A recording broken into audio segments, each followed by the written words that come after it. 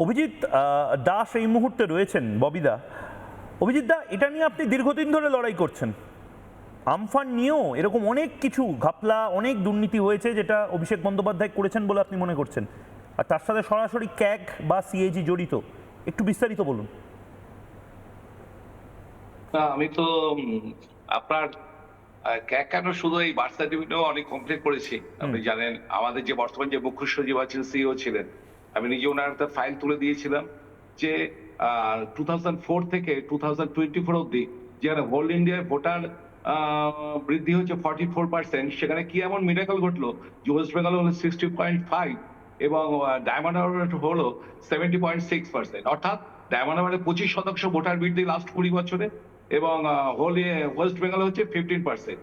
এই যে বারবার সকলে বলতো যে এতে বাদ যাবে 2 কোটি 3 কোটি, আমি কিন্তু বারবার বলেছি 85 থেকে 90 লক্ষের মতো বাদ যাবে, প্লাস মাইনাস 2% 3%। তো সেটাই প্রমাণ হলো। বিষয় হচ্ছে যে এই অনুপ্রবেশটা বা এই দুর্নীতির কিন্তু মূল সূত্রপাত কমিউনিস্টরা, তৃণমূল এসে এইটাকে কফিনে ফেলে ঠুকেছে। এবং আমফানের দুর্নীতির বিষয় আপনি হোল দক্ষিণ এশিয়ান যদি দেখেন 74%, 1981-এ হিন্দু পার্সেন্টেজ ছিল, সেটা এখন নেমে এসছে 2011-এ 63%, আর এখন তো আরো 6-7% নেমে 56% হয়েছে। কোথায় ভ্যানিশ হয়ে গেল প্রায় 18% হিন্দু? এই নিয়ে কোনো মিডিয়া বলেনি, একমাত্র আপনি শুরু করেছেন, এই জন্য আপনাকে স্পেশাল একটা থ্যাঙ্কস। আচ্ছা, এই যে আমফানের এই যে এটা আমি সিবিআই ইনকোয়ারির জন্য আমি কমপ্লেন করেছিলাম। এই অভিষেক ব্যানার্জি, আমি তো এর আগে আপনাদের চ্যানেলে দেখেছি যে recommended by Abhishek Banerjee. Central government যে 3,750 কোটি টাকা দিল, সেই টাকাটা কোথায় গেল? কেউ তো পেলো না। এখানে 2,43,000 হাউস হোল্ড দেখে শুধু ডায়মন্ড লোকসানের মধ্যে, সেখানে নাকি প্রত্যেকে পেয়েছে 2.5 লক্ষ হাউস হোল্ড, তার মধ্যে 2,43,000 নাকি আমপানে ঘরের টাকা পেয়েছে। এবং সেখানে আমি দেখিয়ে দিয়েছি যে একই ফোন নাম্বারে একাধিক লোকেরা পেয়েছে।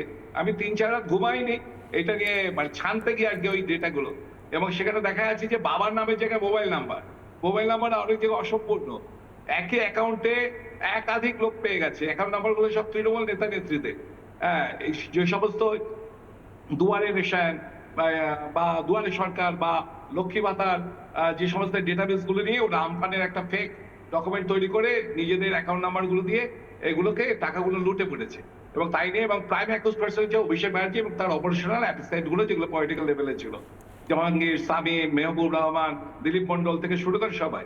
তো এটা নিয়ে আমি সিবিআই ইনকোয়ারির জন্য আমি কমপ্লেন করেছিলাম ক্যাগের দিল্লি থেকে চিঠিটা আপনাকে কলকাতাতে পাঠায় পুরো ডকুমেন্ট সমেত। এবং সেখান থেকে যেটা দিয়েছে তাতে পরিষ্কার করে চিঠিতে লেখা আছে, the irregularities concerned with the damage boats, nets and hands to fishermen and others in Amphan have already been incorporated in para number 411 of CAG's audit report during the year March 2021.